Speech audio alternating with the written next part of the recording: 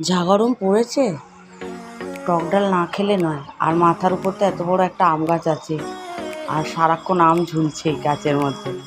তো ভাবলাম দুটো আম পেড়ে তো টক ডাল করে নিই। দুটো আম পাড়ে যদি টক ডাল আমি করি, ওই ডাল খাওয়া যাবে না। আমাদের গাছের আম হচ্ছে এতটাই টক, টকের রাজা বলতে হয়। তো যাই হোক, ডালটা সিদ্ধ না হলে তো আমি আমগুলো দিতে পারবো না, তাহলে তো ডাল আরোই সিদ্ধ হবে না।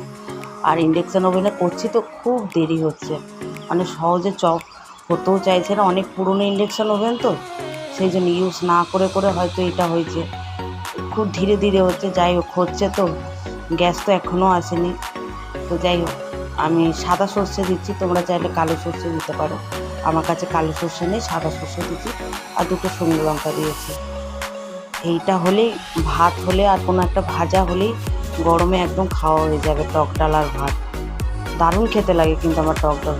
অতিরিক্ত টক ভাল লাগে না, কিন্তু টক ডালটা খেতে আমার ভাল লাগে।